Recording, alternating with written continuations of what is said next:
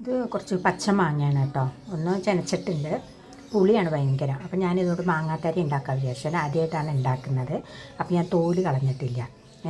അപ്പോൾ പിന്നെ ഇത് നല്ലോണം വെണ്ണ പോലെ ഒന്ന് അരച്ചെടുക്കട്ടെ കേട്ടോ. എങ്ങനെയാണെന്ന് അറിയില്ല, ആദ്യമായിട്ടാണ് ഉണ്ടാക്കുന്നത്. അപ്പോൾ ഞാൻ അരച്ചെടുത്തിട്ട് കാണിക്കേ.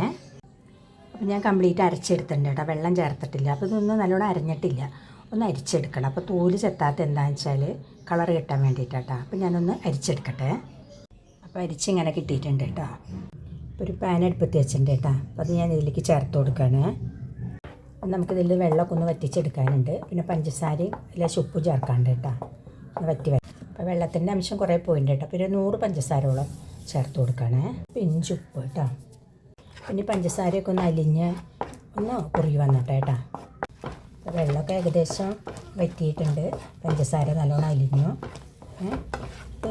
ഒരു മിനിറ്റും കൂടെ ഇതാക്കിയിട്ട് ഞാൻ ഇറക്കി വയ്ക്കും കേട്ടോ. അപ്പം മധുരം കുറച്ച് കുറവാട്ടോ. മധുരം പച്ച മാങ്ങയല്ലേ, എന്നാലും വേണ്ടി ഞാൻ വേറെ പഞ്ചസാരയും ചേർക്കുന്നില്ല. അപ്പോൾ ഇങ്ങനെ തന്നെ നമുക്കിത് ഉണക്കാൻ വെക്കാം കേട്ടോ. അപ്പോൾ ഞാനത് തീ ഓഫാക്കാൻ പോവുകയാണേ.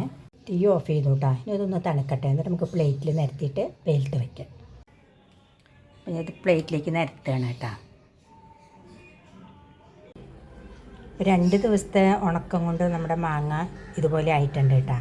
ഇതൊന്ന് ഞാൻ അടർത്തിയെടുക്കട്ടെ കേട്ടോ. അങ്ങോട്ട് നമ്മുടെ മാങ്ങ ഇതാ ഇങ്ങനെയായിട്ട് കിട്ടിയിട്ടുണ്ട് കേട്ടോ.